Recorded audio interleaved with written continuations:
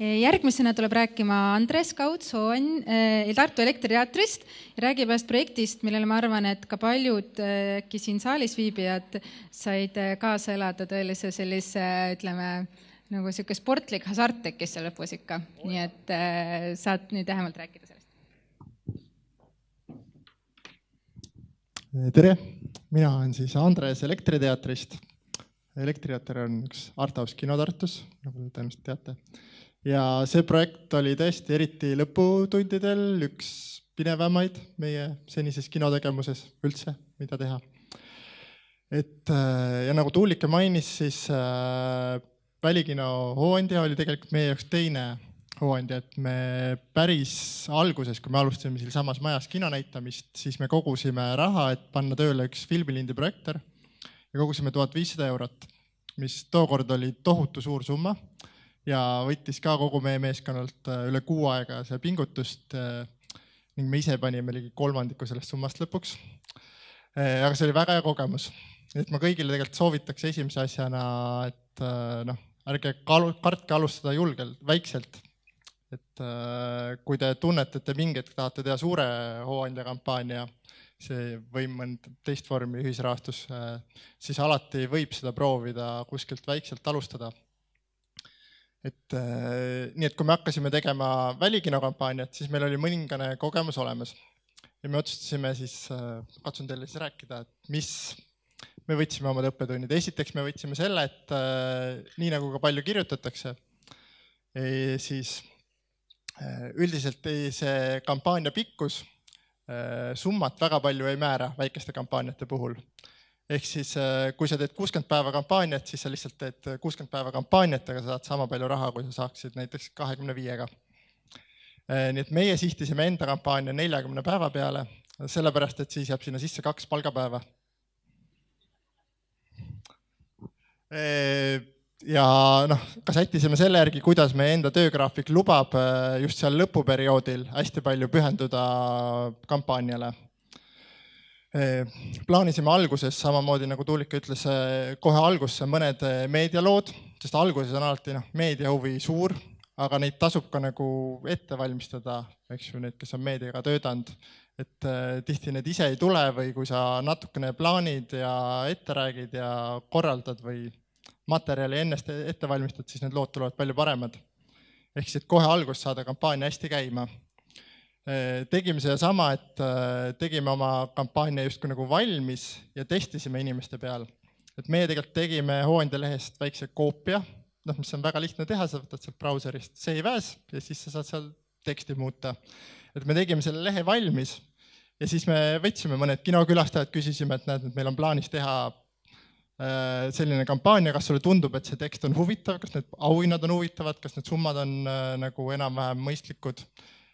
Saatsime seda oma vabatahtlikele ja omas ringkonnas natukene lasime seda lugeda läbi ja saime sealt sellist esmast tagasisidet, sest üldiselt ega inimesed 2 korda sinu kampaaniat lugema ei tule, vähemalt võõrad inimesed. Ja samuti, et auhindade suuruseid ja väga lihtne on puusse panna, et kas sa paned T-särgi hinnaks 5 või 25 € või ja need samad jah, et sihtida sinna, et ka meie kogemus on, et inimestel on mingisugune siuke sweetspot, kus nad annavad, et meie Välikino kampaanias oli keskmine toetus 23 €. Ja siis kõige popimad auhinnad ongi seal kuskil 15 ja 25, mis tähendab, et nende peale tasub kõige rohkem mõelda. Ja siis see teine sweetspot on seal kuskil 100 € juures, kus on siis sinu võib-olla pühendunud fännid, et mida neile anda. Et üldiselt see auhindade asi tasub väga sügavalt läbi mõelda. Samuti, mida me esimesest kampaaniast väga õppisime, et me tegelikult ei taha kogu seda raha kulutada auhindade teostamisele. Selles mõttes, et kõigile meeldib saada 10 € T-särk, aga kui sul läheb selle T-särgi tegemisele näiteks 5 €, siis sa tegelikult oma selle päris idee teostamiseks saad ainult 5 €. Nii et meie panime ka Välikino kampaanias alles siuksed kuidagi nagu füüsilised asjad, me hakkasime sealt 25, 35, et nad on küll kallid, aga me ka mõtlesime, et tegelikult me otsime neid inimesi, kes tahavad toetada siis seda päris ideed ja me tahame, et kogu see ressurss tuleb lõpuks nagu Välikino teostamisele, mitte selle kampaania läbiviimisele. Ja selle 15 eurose auhinna me panime siis postkaardi, mis osutus, saatsime kõigile isiklikud postkaardid, mille kirjutamine võttis üle 2, vist isegi lausa 3 päeva lõpuks tervel meeskonnal. Aga oli väga lõbus. Esimeses kampaanias oli kõige populaarsem 2 kinopiletit ja pudel veini. Maksis vist 16 eurot ja sellest oligi, see pudel oli mingisugune 6 eurot. Lisaks ma kahtlustan, et ainult väiksed MTÜ-d vist võivad niimoodi alkoholi müüa läbi hooandja. Ja siis, kui kampaania oli valmis, siis me tegime ta avalikuks. Ja nagu ikka, ta läheb päris hästi alguses käima, inimesed tahavad, eks ju, kõik need kurvid on alati samad, et alguses on palju toetajaid ja lõpus on palju toetajaid. Et ka meil, alguses oli palju toetajaid, info levis, meediahuvi kaob suhteliselt ruttu ära, et ongi, kui ta kestab 40 päeva, siis see meediahuvi on seal võib-olla esimene nädal ja edasi juba pead sa kas ise olema väga osav meediainimene või meie tavaliselt oleme avastanud, et tasub keskenduda ongi oma neile meie puhul kinokülastajatele või kes iganes see sinu sihtrühm on. Tõenäoliselt on sul oma Facebooki leht, sul on oma uudiskirjad, sul on lihtsalt omad sõbrad. Et iga kord, kui me neid toetajate nimekirju loeme, siis ikkagi üle 3% me tunneme juba nimede järgi ära. Ja alati need esimesed suured ja olulised toetajad on ikkagi sul meeskonnaliikmed ise, kellegi ema, kellegi isa. Aga vanemad meeskonnaliikmed ja mõne meeskonnaliige, kes võib-olla ei ole suga 3-4 aastat rääkinud, avastad, et tema isa ikkagi nagu elab kaasa ja toetab. Mõtleks, et see info levimine on väga oluline ja tegelikult sa ise panustadki põhilise asja sinna. Ja meie oleme üldiselt vaadanudki, et läbi meedia sa jõuad inimesteni, kes ei tea, kes sa oled. Ja ise otse oma publikuga suheldes sa jõuad inimesteni, kes teavad ja hoolivad, kes sa oled. Kuigi kerged hüpped alati on, et kui tuleb meediasse artikkel, siis alati on väike hüppe. Või kui hooandja paneb sind oma uudiskirja, kohe on väike hüppe graafikus. Ja nii meie kampaania siis läks. Me soovisime koguda 10 000 eurot, et teha välikino. Oli kätte jõudnud viimane päev, mille me olime siis hästi strateegiliselt planeerinud, et kogu meeskond on vaba. Me asusime samal ajal Põhja-Soomes ja selle päeva hommikul oli kogutud 6600 eurot. Ja mõtlesime, et okei, see on väga palju raha, aga kui meil oleks 39 päeva, et koguda 6000 eurot, siis ühe päevaga me 4000 enam ei kogu. Me olime seda trendi märganud varem. Umbes nädal aega varem me kirjutasime Tuulikesele ka, küsisime, et mis nüüd saab ja võib-olla mõned hoolikamad on märganud, et hooandjas vahepeal tähtajad pikenevad. Et küsisime, kuidas see protsess käib. Tuulik ütles, et seda on võimalik teha, kui on suurem osa summast koos. Nii et selle viimase päeva hommikul me istusime maha, mõtlesime, et mis nüüd saab. Ja hakkasime arutama enda jaoks, mis on meie võimalused. Kõigepealt oli suhteliselt suurel osal meeskonnal siuke kuidagi lõõgastumise tunne, sest sa oled teinud tükk aega seda kampaaniat, sul on see suvi just nagu alanud ja kõigil on küsimus, et äkki ei tulegi see raha kokku ja me läheme hoopis puhkusele. Ja siis me mängisime selle mõttega tükk aega, siuke paar tundi. Ja see on väga ilus mõte, kui sa oled tükk aega tööd teinud. Jõudsime järeldusele, et me ikkagi tahame teha välikino. Siis me jõudsime järgmise olulise otsuseni, et me ise ei hakka seda kampaaniat välja ostma. Ehk siis ise sinna nagu kas viimast 1000 või 2000 või 2500 sisse panema, et ta ikkagi täis tuleks. Et otsusime, et tegelikult on see väga oluline ja hea indikaator, et kui me ei suuda nagu kampaania ajal inimesi kaasa tulema saada, siis pärast me istume seal kinoplatsil ka üksi ja keegi ei tule vaatama. Et kui ikkagi inimesed tahavad, et see välikino teoks saaks, siis me teeme ja kui nad ei taha, siis ei tulnud see kord välja, proovime teine kord jälle. Siis mõtlesime, okei, me nüüd ikkagi tahame, et see toimub, mis me teeme. Enne meil oli kogu aeg suur kampaania käis. Sa ikkagi teed kampaaniat, kõik õikavad Facebookis, oma isiklikes Facebookides, sa helistad sõpradele. Viimane päev me tundsime, et me tahame olla hästi siirad ja me ei hakanud nagu hommikul seda teadet panema, et täna on viimane päev, kui me ise juba mõtleme, et äkki pikendame. Meie poolt on täielik vaikus, vaatame, et see kampaania kuidagi nagu vaikselt kasvab. Inimesed lähevad vaikselt paanikas, et välikino jääb ära. Mõtleme, et okei, nüüd on mingi paanika, et mis me siis ikkagi teeme. ja pinge järjest kasvab, saad sees, et mis me siis nagu nüüd teeme. Rääkisime korra veel Tuulikesega, olime, et okei, las siis hommikul natukene olla ja kui inimesed nagu tulevad, kõik tahavad, et las see tempo ilusti läheb. Et vaatame õhtupoole, kuidas selle pikendamisega on ja kui pikalt me pikendame.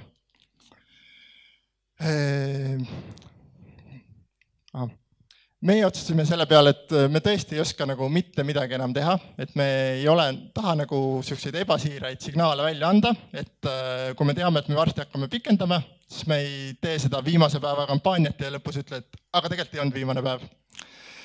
Me läksime selle asemel hoopis matkama 2 tunniks. Ja sealt keset matka tuleb järsk, loomulikult me kontrollime kogu aeg, on see, et 8000 on täis. See on mingisugune õhtul kell 7 vist.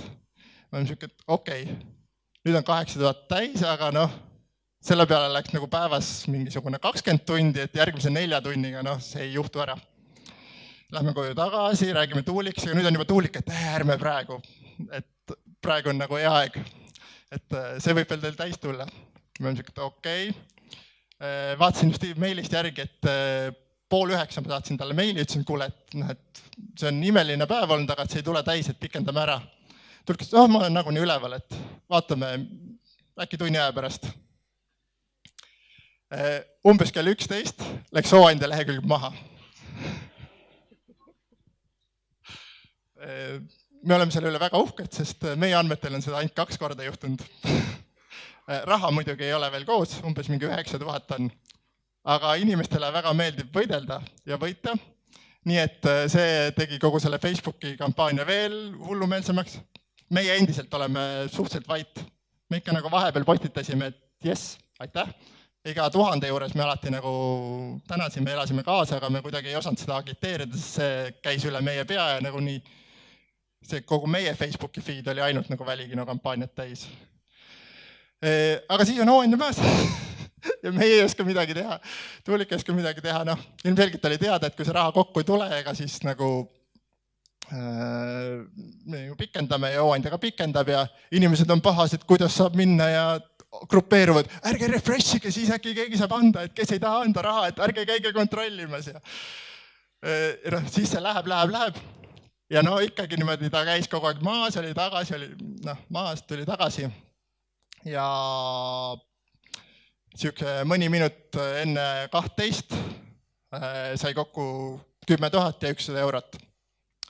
Ja sealt tuleb meie suur teine õppetund. Te saate täpselt nii palju raha, kui te küsite. Minu teada Kalle räägib teile varsti suhteliselt sama juttu, ainult tal on summad palju suuremad. Et see summa on teine asi, millest ma tahtsin väga rääkida. Et kui te valite oma kampaania summat, või kui meie valisime, siis me valisime ka, et see on see summa, kus me teame, et me nüüd saame välikino teha. Aga nagu hooandja töötab, sul on see miinimumtase, et sa saad kas nagu selle täis või sa ei saaks mitte midagi. Kui meil oleks seal 9500 olnud, siis justkui ei olekski täis saanud. Et tegelikult on hooandjas suurepärane võimalus, millest meie õppisime liiga hilja ja mida ma soovitan kõigil kaaluda, on selline astmeline raha täis saamine. Et sa võid öelda, et kui me saame 3000 täis, siis me teeme 1 välikinoseanssi. Kui me saame 6000 täis, siis me saame 2 välikinoseanssi. Kui me saame 10 000 täis, siis me teeme 5 välikinoseanssi. Ja kui me saame 15 000 täis, siis me teeme 20 välikinoseanssi. Või tõenäoliselt sa tegelikult saad mingisuguseid asju ja väga mõistlik on alati inimestele rääkidagi täpselt, et mida sa teed, sest siis nad teavad, millele kaasa elada. Meie puhul tegelikult seal on ka, et me ostame kinole bussi, me ostame objektiivi, me ostame ekraani, me ostame kõlarid. Igal sellel asjal on mingisugune summa ja 10 000 oligi see piir. Tegelikult me väga oleksime tahtnud saada umbes 20 000 täis. Sest me saime kokku 10 000, esimese aasta välikino eelarve oli 35. Me muidugi teadsime seda ette ja me olimegi nagu arvestanud, et me osad kulud kanname mitme aasta peale. Aga tänaseni kõik inimesed tulevad mulle vastu, ütlevad, mäletate, kui me maksime teil kõik välikinotehnika kinni.